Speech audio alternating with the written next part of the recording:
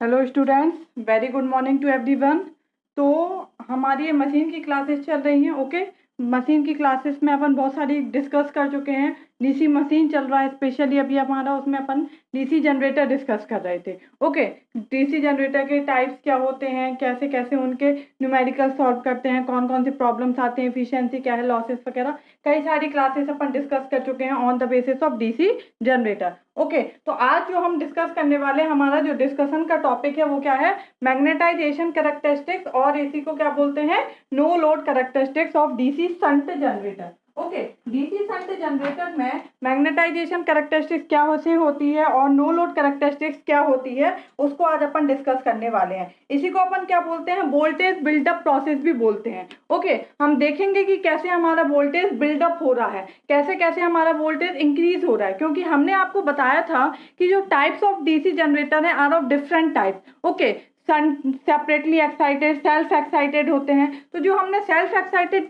Type of DC generator बताया था, उसमें हमने आपको बताया था कि जो self excited type of DC machines होती हैं, चाहे वो डीसी शंट जनरेटर हो, चाहे डीसी सीरीज जनरेटर हो, लॉन्ग शंट, शॉर्ट शंट, उनमें क्या होता है, अपने आप ही वोल्टेज बिल्डअप होता है। ओके, कोई भी एक्सटर्नल अपन क्या करते हैं, सोर्स नहीं लगाते। जैसे कि सेपरेटली एक्साइटेड डीसी जनरेटर में क्या कर रहे थे अपन, एक अलग से डीसी सप्लाई दे रहे थे, जो कि क्या कर रहा था, फ्लक्स जनरेट कर रहा था, और उसके थ्रू क्या हो रहा था, मशीन रन कर रहा, मतलब उसमें फ्लक्स हमारा जनरेट हो जा रहा था, फिर मशीन मूव कर रहा था तो फ्लक्स को कट कर रहा था, तो ईएमएफ इंड्यूस हो रहा था। बट इसमें क्या होता है, इसमें जो भी सेल्फ एक्साइटेड डीसी जनरेटर्स होते हैं, उनमें क्या होता है, अपने आप ही वोल्टेज बिल्डअप होता है। ओके, एक रेसिडुअल वोल्टेज रहता है हमारा, उसके कारण से क्या होता है, वोल्टेज हमारा बिल्डअप होते जाता है। ओके, सिंपल अपन सबसे पहले समझते हैं, अगर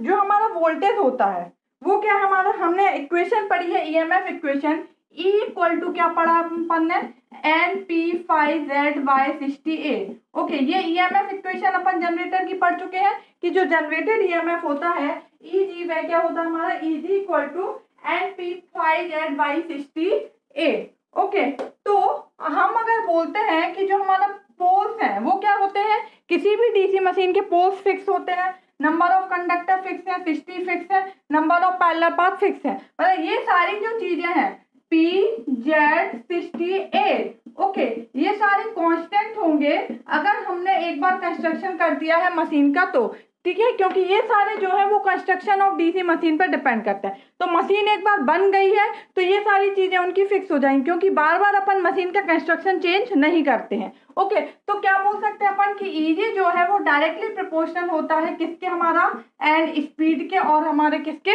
फ्लक्स के। ओके, या फिर अपन बोल सकते हैं कि ईजी जो है जनरेटेड ईएमएफ वो हमारा प्रोपोर्शनलिटी साइन हटाएंगे अगर, तो एक कांस्टेंट आएगा K एन फाई, या फिर अपन इसी को लिख सकते हैं K phi omega R, N की जगह क्या लिख सकते हैं, ओमेगा आर, क्योंकि जो हमारी स्पीड है वो कैसी है, हमारी रोटेशनल स्पीड है। रोटेशनल मशीन है ना, डीसी मशीन जो है वो रोटेशनल मशीन है, घूम रही है, तो स्पीड भी रोटेशनल स्पीड भी लिख सकते हैं ओमेगा आर। तो ईजी इक्वल टू क्या हो जाता है हमारा, K phi into omega R. Okay, ये एक हमारा क्या हो गया, फॉर्मूला हो गया, क्योंकि इसके बेस पे हमें आगे सॉल्व करना होता है। तो हम क्या लिख सकते हैं कि ईजी जो है जनरेटेड वोल्टेज वो किसके प्रोपोर्शनल है, फाई के। ओके, फ्लक्स से अगर ओमेगा आर स्पीड जो है वो कांस्टेंट मान लें कि जो मशीन है वो एक कांस्टेंट स्पीड पे चल रही है, तो जो हमारा जनरेटेड ईएमएफ है वो किसके प्रोपोर्शनल होगा, फ्लक्स के। मतलब जितना फ्लक्स मशीन में होगा, अगर मशीन एक कांस्टेंट स्पीड से चल रही है तो जितना फ्लक्स कट करेगा उतना ही ईएमएफ इंड्यूस होगा। अगर उसकी स्पीड चेंज हो रही है तो ईएमएफ इंड्यूस भी चेंज हो जाएगा, क्योंकि अगर ज्यादा स्पीड है तो ज्यादा जल्दी फ्लक्स कट करेगा तो ईएमएफ इंड्यूस भी क्या होगा, ज्यादा, क्योंकि फैराडे लॉ क्या बोलता है, जब भी कोई कंडक्टर फ्लक्स को कट करेगा तो उसमें ईएमएफ इंड्यूस होगा। तो स्पीड की भी हमारा डिपेंड करेगा ना, कि अगर स्पीड ज्यादा है तो ज्यादा जल्दी फ्लक्स कट करेगा तो ईएमएफ इंड्यूस ज्यादा होगा, अगर स्पीड कम है तो जो फ्लक्स का कट होगा वो कम होगा, तो ईएमएफ इंड्यूस भी क्या होगा, कम होगा। अगर अपन मान लेते हैं कि स्पीड कांस्टेंट है तो ईजी किसके प्रोपोर्शनल हो जाएगा, फ्लक्स के। ओके, क्योंकि जो फ्लक्स भरा है मशीन में वो एक हमारा कांस्टेंट तक होता है, इंक्रीज होगा। ओके, उसके बाद क्या होगा, कांस्टेंट हो जाएगा। और जो फ्लक्स होता है फाई, ये किस पे डिपेंड करता है, आईएफ पे, फील्ड करंट पे, फील्ड करंट पे डिपेंड करता है ना। जो हमारा फील्ड करंट जितना होगा उसी के अकॉर्डिंग क्या होता है, फ्लक्स। तो अपन क्या बोल सकते हैं, Eg जो है जनरेटेड ईएमएफ वो किसके प्रोपोर्शनल होता है, IF के। ओके, तो जो नो लोड कैरेक्टरिस्टिक्स होता है या फिर जो हमारा मैग्नेटाइजेशन कैरेक्टरिस्टिक्स होता है वो किस किस के बीच में बनता है, जनरेटेड ईएमएफ और आर्मेचर फ्लक्स फील्ड करंट के बीच में। ओके,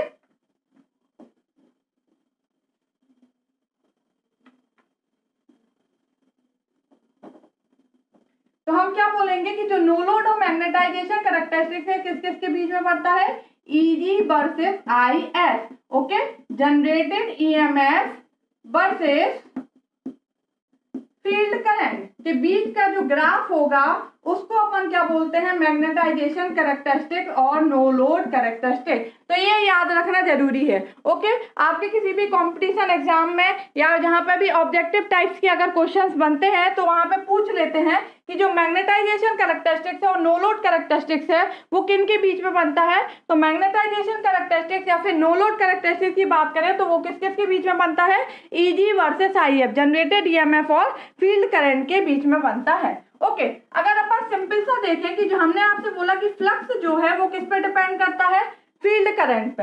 अगर इनके बीच का ग्राफ देखें तो जो ये हमारा फील्ड करंट है और सपोज ये क्या है, हमारा फ्लक्स है, तो इनके बीच का ग्राफ क्या होगा, एक हमारा स्टार्टिंग में कुछ हमारा फ्लक्स रहेगा जिसको अपन क्या बोलते हैं, रेसिडुअल फ्लक्स। ओके, ये हम आपको पहले ही बता चुके हैं जब हमने आपको सेल्फ एक्साइटेड डीसी जनरेटर बताया था तो हमने आपको बताया था कि वो मशीन कैसे हमारा वोल्टेज को बिल्डअप करती है।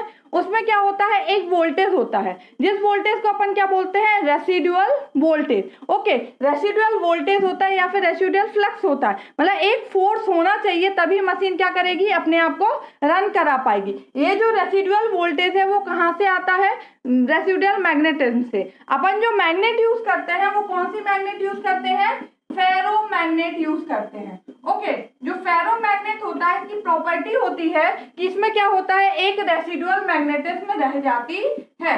ओके, मतलब अगर अपन किसी भी मैग्नेट को यूज कर रहे हैं किसी मशीन में, उसके बाद उसको किसी दूसरी मशीन में यूज करें तो उसमें कुछ ना कुछ क्या रहता है, एक मैग्नेट का पार्ट रह जाता है जिसको बोलते हैं रेसिडुअल मैग्नेटिज्म, जिसके कारण एक फ्लक्स जनरेट होता है जिसको बोलते हैं रेसिडुअल फ्लक्स, जिसके कारण एक वोल्टेज जनरेट होता है जिसको क्या बोलते हैं, रेसिडुअल वोल्टेज। तो वही वोल्टेज होता है जो वोल्टेज बिल्डअप का क्या होता है, कारण होता है। हमने आपको BH का पढ़ाया था तो हमने आपको बताया कि ये हमारा क्या होता है, मैग्नेटाइज होगा, फिर डीमैग्नेटाइज होता है। बट ये जहां पे ये हमारा क्या हो रहा है, जीरो हो जा रहा है, ये हमारा जीरो नहीं हो पाता है। ये जो रिटेंटिविटी प्रॉपर्टी होती है हमारे मैग्नेटिज्म की, जो हमारा क्या है, मैग्नेटाइज फिर डीमैग्नेटाइज फिर हमारा मैग्नेटाइज फिर डीमैग्नेटाइज, इस टाइप से BH का बनता है। तो ये हमारा जीरो नहीं होता है, मतलब जिस टाइम पे ये हमारा क्या है, ये B और H के बीच में बनता है। तो अगर H यहाँ पे जीरो हो रहा है बट ये हमारा ये हमारा क्या है, जीरो नहीं हो रहा है फ्लक्स डेंसिटी। तो यही जो कारण है वो कारण होता है हमारा किसका,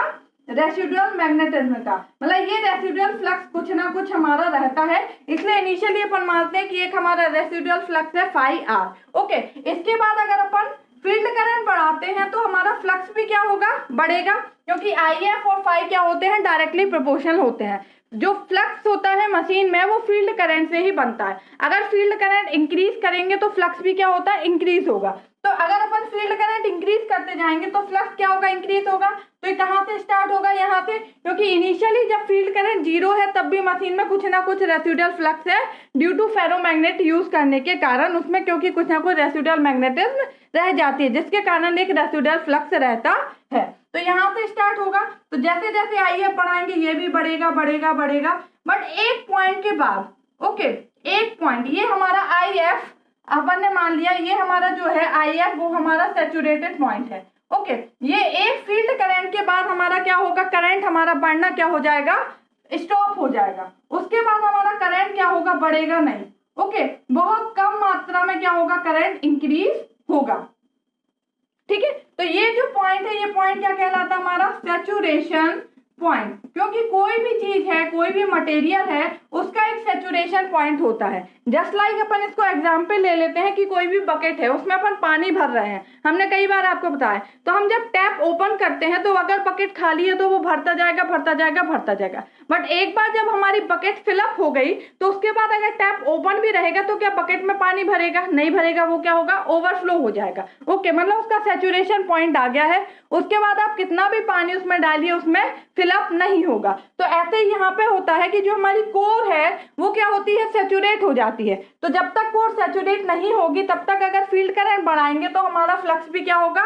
इंक्रीज होगा। बट एक बार जैसे ही कोर सैचुरेट हो जाएगी तो उसके बाद आप कितना भी फील्ड करंट बढ़ाएं, हमारा जो करंट है वो क्या, फ्लक्स जो है वो इंक्रीज नहीं होगा। ओके, तो अगर आप यहाँ पे देखते हैं, सपोज ये हमारा है IF2, ये सपोज माना IF1, तो इस टाइम पे हमारा फ्लक्स कितना होगा? ये अगर यहाँ देखें तो फ्लक्स कितना होगा? ये φ1 माना, ये φ2, ये हमारा नेट है, मान लो यहाँ पे फाई नेट इतना है। अगर इसके बाद आप और करंट बढ़ाते हैं तो हमारा जो फ्लक्स है वो बहुत कम, माइनर इंक्रीज होगा। ओके, तो ये वाला जो पार्ट है इसको अपन क्या बोलते हैं? Beckoning effect. यहाँ पे क्या है? कम है, तो ये क्या है? Beckoning effect. ये जो होता है वो होता है क्या? Beckoning effect. तो हम क्या बोलते हैं कि जो बीकनिंग इफेक्ट होता है वो मोर होता है, और ये जो है वो क्या है? हमारा स्ट्रेंथनिंग इफेक्ट। और जो स्ट्रेंथनिंग इफेक्ट होता है हमारा डीसी मशीन में वो क्या होता है? लेस होता है। हमने आपको आर्मेचर रिएक्शन पढ़ाया था, तब हमने आपको बोला था कि जो बीकनिंग इफेक्ट होता है वो क्या होता है? मोर होता है, स्ट्रेंथनिंग इफेक्ट कम होता है। आप यहाँ पे देख रहे हैं ना कि अगर अपन करंट बढ़ा रहे हैं तो जो ये हमारा जो फ्लक्स है वो कम बढ़ रहा है, बहुत ही माइनर में बढ़ रहा है, मतलब एक कांस्टेंट ही हो गया। तो स्ट्रेंथनिंग इफेक्ट कम होता है, बीकनिंग इफेक्ट ज्यादा होता है। इस कारण से क्या होता है? डीमैग्नेटाइजेशन इफेक्ट आता है हमारा डीसी मशीन में। ओके, तो इस तरीके से जैसे ये हमारा फ्लक्स और करंट का रिलेशन है, तो सेम हमने देखा कि जो Eg है और IF है ये भी क्या है? हमारे डायरेक्टली प्रोपोर्शनल है। यहाँ से अपन ने निकाला, ठीक है, कि हमने क्या बोला था? E डायरेक्टली प्रोपोर्शनल होता है φ इंटू n, और अपन क्या मान के चल रहे कि स्पीड भी कांस्टेंट है, तो E डायरेक्टली प्रोपोर्शनल है φ के, और φ डायरेक्टली प्रोपोर्शनल है IF के, तो E भी डायरेक्टली प्रोपोर्शनल है IF के। तो जैसे इसका है हमारा सेम, वैसे E और IF के बीच में बनेगा, क्योंकि φ डायरेक्टली प्रोपोर्शनल IF का जो ग्राफ है वही E डायरेक्टली प्रोपोर्शनल IF का भी ग्राफ होगा। ओके, देख लेते हैं अपन किस तरीके से बनता है।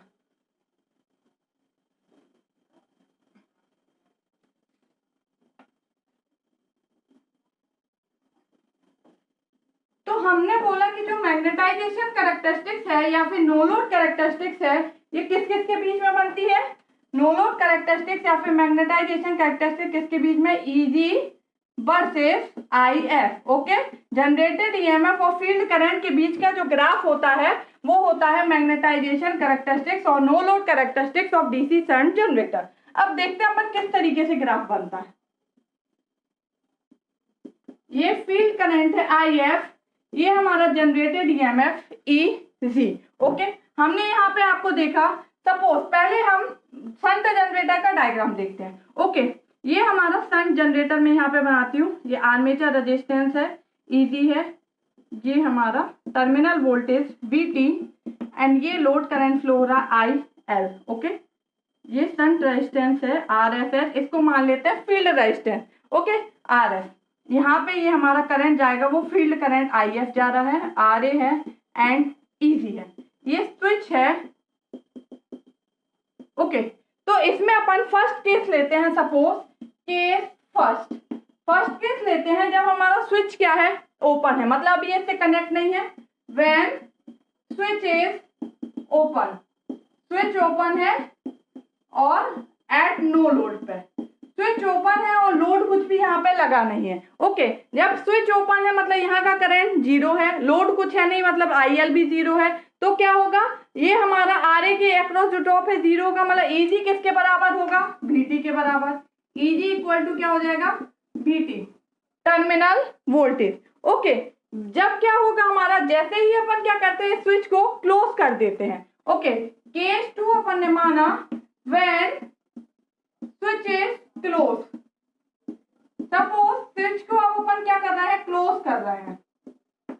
स्विच को अगर क्लोज कर देते हैं, ये स्विच हमारा क्लोज हो गया है। ओके, तो इस टाइम पे हमारी अगर इक्वेशन अपन लिखते हैं तो हमारी इक्वेशन क्या बनेगी, अगर अब हमारा ये करंट फ्लो हो रहा है, ये है हमारा IA आर्मेचर करंट, ये लोड यहाँ पे और ये हमारा यहाँ पे है, तो यहाँ से करंट जा रहा है, कैसा बनेगा प्लस माइनस। ओके, यहाँ पे इक्वेशन अगर लिखते हैं इस वाले लूप में, केवीएल लगाते हैं इस लूप में, तो इसमें क्या केवीएल लगेगा, EG प्लस ऑफ EG, ये क्या होगा minus IARA minus VT equal to क्या हो जाएगा 0, ऐसे ही होगा कुछ इस तरीके से। ओके, तो EG इक्वल टू क्या होगा VT प्लस IARA।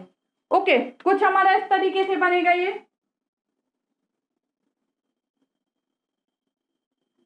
ओके, तो हम बात कर रहे हैं कि नो लोड कैरेक्टरिस्टिक बनाने। अगर नो लोड है हमारा, ओके, IL 0 फ्लो हो रहा है, ये जो करंट है IF ये क्या होगा बहुत ही कम होगा, जो सेंट फील्ड करंट है वो क्या होता है बहुत कम होता है, तो IA भी क्या होता है निग्लेक्ट मान लेंगे अपन कि जो IA होगा वो क्या होगा 0।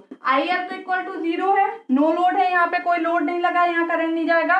IA किसके बराबर होगा ISH के। ओके, और जो ISH होता है ये क्या होता है इज वेरी स्मॉल, ISH जो है वो क्या होता है बहुत कम होता है, इसलिए इसको अपन क्या कर लेते हैं निग्लेक्ट मान लेते हैं। ओके, तो EG इक्वल टू क्या हो जाएगा VT, अगर स्विच को क्लोज करते हैं तब भी EG इक्वल टू क्या होगा VT। यहाँ अगर IF देखते हैं अपन तो IF इक्वल टू क्या होगा VT बाय RF। ओके, ये जो टर्मिनल वोल्टेज है यहाँ होगा वही यहाँ होगा वही यहाँ होगा, क्योंकि पैरेलल में voltages are same. Okay, VT और EG क्या है सेम, मतलब IF इक्वल टू क्या लिख सकते हैं अपन EG बाई RF, ये अपन को एक रिलेशन मिला यहाँ से। ओके,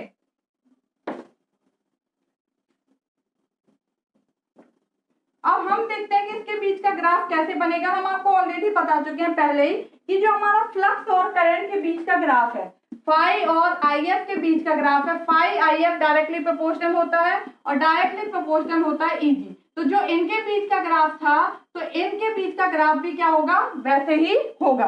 ओके, बट अपन इस रिलेशन से देख लेते हैं, अगर उससे समझनी तो इस रिलेशन से भी कि IF equal to EG by RT है। ओके, मीन्स अगर IF फील्ड करंट बढ़ेगा तो जो जनरेटेड EMF है ये भी क्या होगा इंक्रीज होगा हमारा। ओके, और EG जो है वो डायरेक्टली प्रोपोर्शनल होता है क्या फाई के, तो अगर EG बढ़ेगा तो फ्लक्स भी क्या होगा हमारा बढ़ेगा।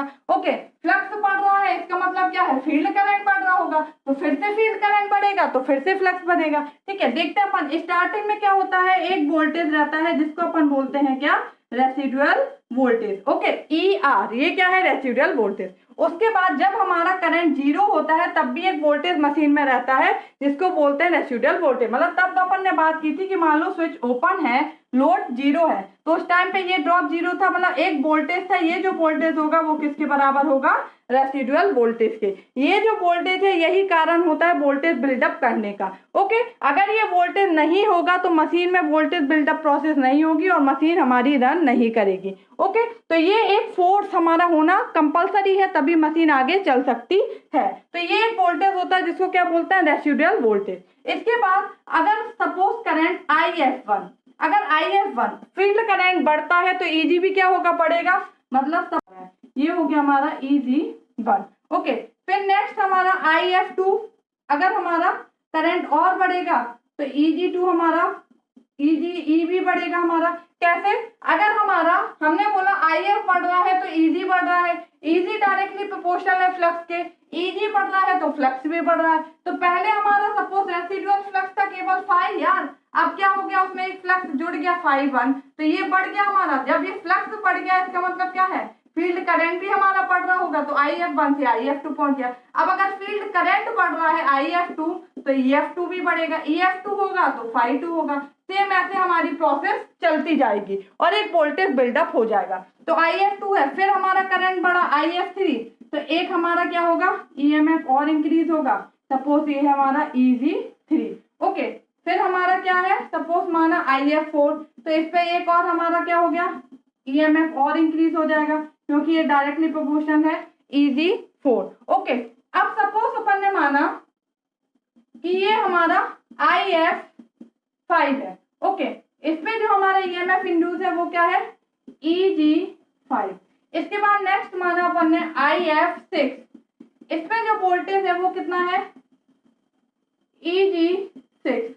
इसके बाद और अगर अपन करंट बढ़ाते हैं IF7 तो वोल्टेज जो है वो कितना आएगा EV7, मतलब एकदम क्या होता जा रहा है, कांस्टेंट होता जा रहा है। मतलब इस पॉइंट के बाद अब हमारा करंट इंक्रीज नहीं हो रहा है। ओके, सपोज ये पॉइंट्स अपन बनाते हैं, इनको जोड़ा, ये फर्स्ट पॉइंट, ये अगर अपन इस पॉइंट्स को जोड़ते हैं तो हमारा ग्राफ कैसे बनेगा, कुछ इस तरीके से हमारा ग्राफ बनेगा। यही ग्राफ हमारा सेम किस में बन रहा था, जब अपन ने IF और फाई के बीच का ग्राफ बनाया था, तो कुछ इसी तरीके से। मतलब क्या है कि जैसे जैसे करंट बढ़ाएंगे वैसे वैसे EMF इंड्यूस भी क्या होगा, बढ़ता जाएगा। ये अपन ने इस फॉर्मूले से देखा है यहाँ पे। ओके, बट एक पॉइंट आएगा जिसके बाद क्या होगा, हमारा करंट तो बढ़ाएंगे फील्ड करंट, बट हमारा EMF इंड्यूस बढ़ना क्या होगा, हमारा सैचुरेट हो जाएगा। इसके बाद हमारा नहीं बढ़ेगा। मतलब ये वाला जो पॉइंट है आप यहाँ तक देख रहे हैं, ये क्या है, बढ़ रहा है। इसके बाद ये ऑलमोस्ट क्या है, कांस्टेंट हो गया। तो ये जो पॉइंट है ये क्या हो जाएगा, हमारा सैचुरेशन पॉइंट। ओके, ये जो पॉइंट है इस पॉइंट को अपन क्या बोलेंगे, सैचुरेशन पॉइंट। मतलब इस पॉइंट के बाद अब हमारा EMF इंड्यूस जो है वो हमारा क्या हो जाएगा, कांस्टेंट हो जाएगा। ओके, इसके बाद हम कितना भी करंट बढ़ा ले, हमारा बहुत कम एक मिनिमम अमाउंट में हमारा क्या होगा, EMF इंड्यूस बढ़ेगा। मतलब ऑलमोस्ट क्या हो जाएगा, कांस्टेंट हो जाएगा। तो ये जो ग्राफ है हमारा, इस ग्राफ को अपन बोलते हैं क्या, मैग्नेटाइजेशन कर्व। मैग्नेटाइजेशन कर्व, इसी को अपन बोलते हैं वोल्टेज बिल्डअप प्रोसेस। देखा अपन ने कैसे वोल्टेज बिल्डअप हो गया, इतना वोल्टेज बिल्डअप हो गया, इसके बाद मशीन क्या है, आराम से हमारी चल जाएगी। ओके, अब अपन देखते हैं कि RF लाइन क्या होता है हमारा। ये जो हमने ग्राफ देखा है, ये हमने यहाँ पे फॉर्मूला देखा है, IF क्या है, equal to EG by RF। Okay, by equal to क्या होता है हमारा, MX, यही होता है ना, M क्या होगा हमारा, बाई बाय X। तो यहाँ पे जो RF है वो क्या है हमारा, EG बाय IF। RF जो है वो क्या होगा, EG by IF। Okay, RF जो है हमारा वो क्या होगा, EG बाय IF। यहां से अगर आप देखें, EG क्या है, बाई, IF क्या है, X। तो बाई बाय X क्या होता है, M। मतलब ये क्या है, स्लोप है। तो इस लाइन का जो स्लोप है वो क्या हो जाएगा, हमारा RF लाइन। अगर इस कर्व का अपन स्लोप बनाए तो वो क्या कहलाएगी, RF लाइन। तो इसकी जो RF लाइन है वो कैसे ड्रॉ करेंगे, अगर अपन RF लाइन ड्रॉ करते हैं तो ये क्या हो जाएगी, हमारी RF line of this curve. इस कर्व की ये क्या हो जाएगी, RF लाइन। ओके, अब अपन को समझना जरूरी है कि ये जो हमारा फील्ड रेजिस्टेंस है इसकी वैल्यू कितनी होनी चाहिए। ये फील्ड रेजिस्टेंस हमारा कैसे वेरी करता है। तो ये तो हो गया हमारा मैग्नेटाइजेशन कर्व कि हमारा कैसे कर्व हमारा बन रहा है, ये आपको समझ में आया। ओके, अब अपन देखते हैं कि जो क्रिटिकल रेजिस्टेंस है उसकी वैल्यू हमारी कितनी होनी चाहिए, कितनी वैल्यू तक अपन जो क्रिटिकल रेजिस्टेंस है उसकी वैल्यू को बढ़ा सकते हैं। ओके, कहाँ तक अपन उसकी रेंज को बढ़ा सकते हैं कि हमारा वोल्टेज बिल्डअप हो जाए। ओके, उसके बाद हमारा वोल्टेज बिल्डअप नहीं होगा। तो फर्स्ट केस लेते हैं, केस फर्स्ट, जब हम क्या कर रहे हैं, सपोज स्पीड को कांस्टेंट मान रहे हैं और RF को वेरी कर रहे हैं, फील्ड रेजिस्टेंस को अगर वेरी कर रहे हैं। ओके, केस फर्स्ट लेते हैं अपन। केस फर्स्ट, दो केस होंगे इसमें, जिसमें अपन क्या कर रहे हैं, स्पीड ओमेगा R क्या है, कांस्टेंट है, स्पीड कांस्टेंट है एंड RF वेरी। ओके, अगर फील्ड रेजिस्टेंस वेरी कर रहा है, स्पीड कांस्टेंट कर रहा है, तो किस तरीके से हमारे कर्व बनेंगे वो हम देख रहे हैं। ओके, तो हमने माना सपोज ये हमारा RF लाइन, इसको मान लिया RF1। ओके, अब अगर हम स्पीड रेजिस्टेंस को क्या कर रहे हैं, बढ़ा रहे हैं। अभी हमने देखा कि जो हमारा IF होता है वो क्या हमारा EG बाई RF। ओके, अगर हम सपोज RF क्या कर रहे हैं, फील्ड रेजिस्टेंस बढ़ा रहे हैं, तो IF क्या होगा, कम होगा हमारा। या फिर अपन ऐसे लेते हैं, IF RF इक्वल टू क्या है, EG। तो अगर RF बढ़ाएंगे तो EG भी क्या होगा, बढ़ेगा। ये एक कांस्टेंट पॉइंट है, इसके बाद EG बढ़ेगा क्या हमारा, नहीं बढ़ सकता हमारा। ओके, तो कितना अपन RF लाइन को क्या करें, बढ़ाएं कि हमारा जो EG EMF इंड्यूस है वो हमारा बढ़े। तो हमने ये लिया सपोज RF1। अब हम नेक्स्ट देखते हैं कि RF2, अगर हमारा जो RF2 है वो RF1 से ज्यादा है तो हमारा किस तरीके से ग्राफ बनेगा। अगर हम देखते हैं RF 2। तो ये क्या हमारा बाय एक्स लाइन है, तो RF2 जो है वो क्या हो जाएगा, यहाँ जाएगा ना। RF2 जो है वो क्या है, EF बाय IF, इनके बीच का रिलेशन है। ओके, तो ये अगर बढ़ रहा है तो हमारा जो कर्व है वो इस साइड जाएगा हमारा। ओके, तो सपोज RF2 है वो हमारा कुछ इस तरीके से है, ये हमारा सपोज RF2 है। 1 मिनट, इसको थोड़ा और,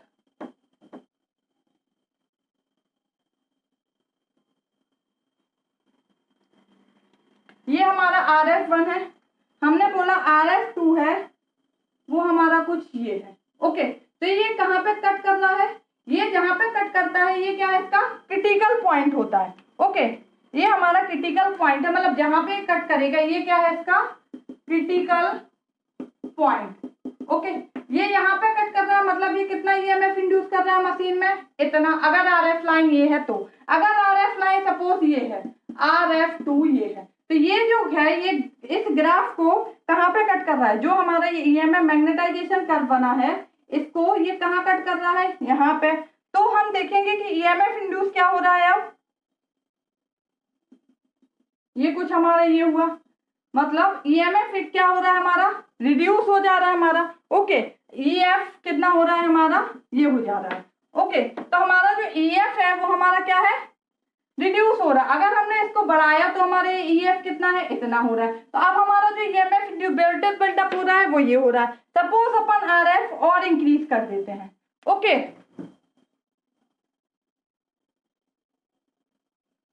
ओके, इस ग्राफ से देखेंगे अपन, IF क्या था हमारा, VT बाय RF, यही था ना। IF जो था VT बाय RF था, और हमने बोला था IF directly proportional to EG है, क्योंकि EG directly proportional to phi है, ये दोनों डायरेक्टली प्रोपोर्शनल है, तो ये भी। तो इसकी जगह अपन क्या लिख सकते हैं, EG। ओके, तो अगर RF बढ़ा रहे हैं तो EG क्या हो रहा है, कम हो रहा है। तो हम यहाँ पे देख रहे हैं कि अगर RF बढ़ रहा है, ये हमारी RF2 है, RF2 जो है ये ग्रेटर देन है RF1 से, तो अगर RF2 बढ़ा रहे हैं तो EG जो है जनरेटेड EMF ये क्या हो रहा है, कम हो रहा है हमारा। ओके, अब अगर नेक्स्ट और अपन देखते हैं, तो अभी तो जनरेटेड EMF हो रहा है ना, इतना वोल्टेज बिल्डअप हो रहा है। अगर अपन RF को और बढ़ा दें, ओके, सपोज हमने RF बढ़ाया ये इतना, तो अब ये कहाँ कट कर रहा है, यहाँ। तो मतलब जनरेटेड EMF कितना है, EG1।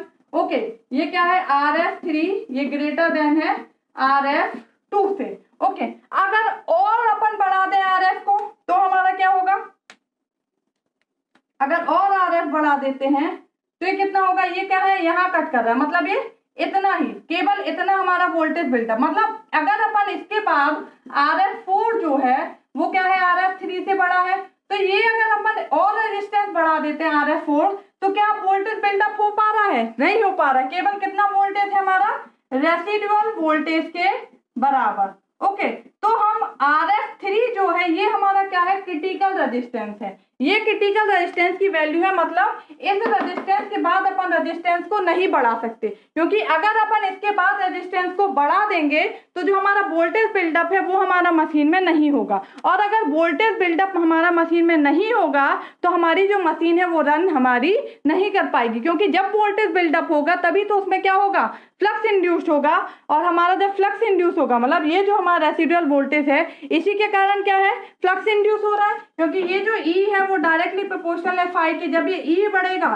तो हमारा फ्लक्स बढ़ेगा, और ये इतना फ्लक्स हमें मशीन में जितना फ्लक्स चाहिए उतना फ्लक्स जब तक भरेगा नहीं तब तक वो कट नहीं करेगा, तब तक EMF इंड्यूस हमारा नहीं होगा। तो अब यही हमारा नहीं बढ़ पा रहा, मतलब फ्लक्स हमारा नहीं बढ़ पा रहा है, तो हमारा क्या मशीन वर्क करेगी, नहीं करेगी। ओके, तो इसलिए अपन बोलते हैं कि ये जो RF3 है ये क्या हमारा क्रिटिकल वैल्यू है। हमने सपोज लिया RF1, ओके, इससे बड़ा क्या है RF2, इससे बड़ा RF3 है, और इससे बड़ा RF4 है। तो ये जो RF3 है ये क्या हमारा क्रिटिकल रेजिस्टेंस की वैल्यू है, क्रिटिकल फील्ड रेजिस्टेंस। ओके, मतलब जो हमारी वैल्यू है वो हमारी फील्ड रेजिस्टेंस की वैल्यू है, इस रेजिस्टेंस से ज्यादा नहीं होनी चाहिए, अदरवाइज जो हमारी मशीन है उसमें वोल्टेज बिल्डअप प्रोसेस नहीं हो पाएगी और हमारी मशीन वर्क नहीं करेगी। ओके, ये हो गया हमारा फर्स्ट केस कि क्रिटिकल फील्ड रेजिस्टेंस हमारी वैल्यू कितनी होनी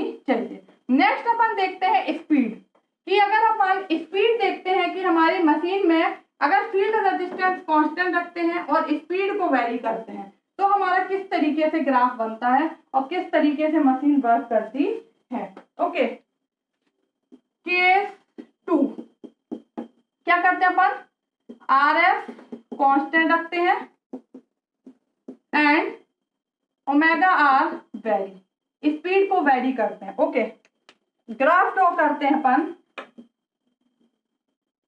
अगर सपोज ये IF है एंड ये E है। ओके, तो हमने जो ग्राफ बनाया था, सपोज ये हमारा ग्राफ बना है, ये है ओमेगा R1। ओके, अब अगर अपन स्पीड को क्या कर रहे हैं, कम कर रहे हैं, E डायरेक्टली प्रोपोर्शनल होता है ओमेगा के स्पीड के, तो इस ओमेगा R पे मैक्सिमम स्पीड अगर हमने बोला जनरेटेड EMF इतना है, इसके बाद हमारा EMF इंक्रीज नहीं होगा। हमने बोला सैचुरेट कर गया, IF सैचुरेट कर गया तो फ्लक्स सैचुरेट कर गया, E भी क्या होगा, सैचुरेट हो जाएगा। इसके बाद हमारा कितना भी करंट बढ़ा, E इंक्रीज नहीं होगा। तो स्पीड को क्या कर सकते हैं अपन, कम ही कर सकते हैं। तो अगर ओमेगा कम होगा तो E भी देखिएगा आप कम होगा हमारा। ओके, तो जब अपन इसको कम करेंगे हम देखेंगे कि हमारा किस तरीके से बनेगा। जो RF लाइन थी वो क्या थी, सपोज ये हमारी क्या है, RF लाइन, ओमेगा R के अक्रॉस ये हमारी RF1 हुआ। ओके, अब हम अगर स्पीड को कम करते हैं, हमने माना कि स्पीड कम हुई, ये हमारी ओमेगा R2 है, तो अब ये कहाँ कट कर रहा है, यहाँ, मतलब ये क्या हो जाएगा, ये EG1 है तो ये EG2। ओके, अब अगर अपन ग्राफ ड्रॉ और स्पीड को कम करें, सपोज ये हमारी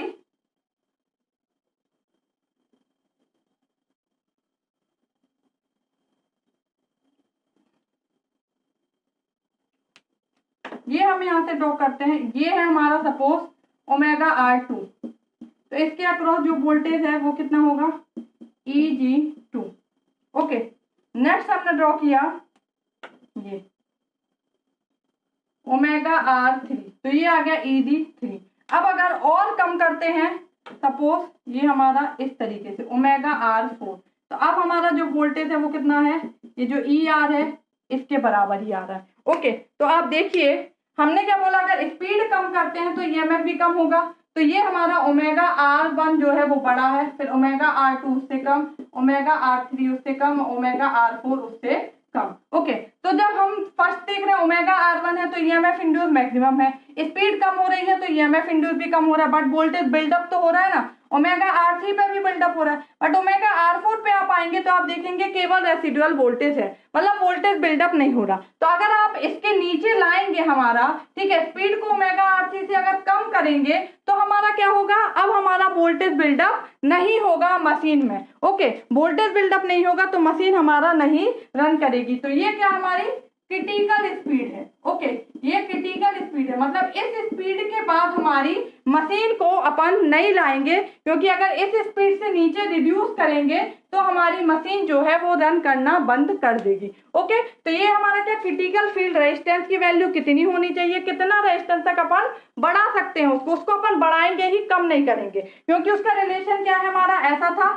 IF is directly proportional to VT by RF, और हमने बोला था EG directly proportional VT by RF। तो इसको बढ़ाएंगे तब ये कम होगा। अगर इसको अपन कम करते हैं फील्ड रेजिस्टेंस तो EG बढ़ेगा, और EG हमारा एक कांस्टेंट वैल्यू हो गया, इसके बाद ये बढ़ नहीं सकता। तो फील्ड रेजिस्टेंस को हमेशा अपन बढ़ाएंगे, तो अपन बढ़ाएंगे तो अपन देखते हैं कि कितना वैल्यू तक अपन फील्ड रेजिस्टेंस बढ़ा सकते हैं कि EG हमारा डेवलप हो जाए, मतलब वोल्टेज बिल्डअप हो जाए, वो वैल्यू तक अपन बढ़ाएंगे, वो हमारा रेजिस्टेंस क्या होगा, क्रिटिकल रेजिस्टेंस। उसके बाद अपन उसको नहीं बढ़ा सकते। स्पीड को हमेशा रिड्यूस करना होगा, तो कितना स्पीड तक रिड्यूस कर सकते हैं, क्रिटिकल स्पीड तक। इसके बाद रिड्यूस करेंगे तो हमारा वोल्टेज बिल्डअप प्रोसेस नहीं होगी और मशीन रन करना बंद कर देगी। ओके ओके, तो ये हो गया हमारा क्या, मैग्नेटाइजेशन कर्व कैसे बनता है, हमारा मैग्नेटाइजेशन कैरेक्टरिस्टिक्स या फिर नो लोड कैरेक्टरिस्टिक्स। जो हमारा RF है, फील्ड रेजिस्टेंस, उसको कितना इंक्रीज करेंगे अपन, किस वैल्यू तक इंक्रीज कर सकते हैं कि हमारा वोल्टेज बिल्डअप हो जाए मशीन में और मशीन हमारी वर्क कर सके। स्पीड को कितना रिड्यूस कर सकते हैं अपन, तो क्रिटिकल स्पीड कितनी होगी, क्रिटिकल फील्ड रेजिस्टेंस की वैल्यू कितना रखना है अपन को मशीन में, क्योंकि अपन को पता होना चाहिए कि किस स्पीड तक अपन स्पीड को घटा सकते हैं, कितना रेजिस्टेंस अपन इंक्रीज कर सकते हैं। अदरवाइज अपन उसको ये वैल्यू अपन को नहीं पता होगी कि कितनी इंक्रीज करनी है, कितनी कम करना है स्पीड, कितना रेजिस्टेंस बढ़ाना है, अपन बड़ा घटा देंगे तो वोल्टेज अगर बिल्डअप ही नहीं हो पाएगा तो मशीन हमारी वर्क ही नहीं कर पाएगी। इसलिए जरूरी है कि इन सारी चीजों को जानना कि हमें कितना बढ़ाना है, कितना कम करना है। ओके, तो ये था हमारा overall magnetization characteristics of DC shunt generator. Thank you.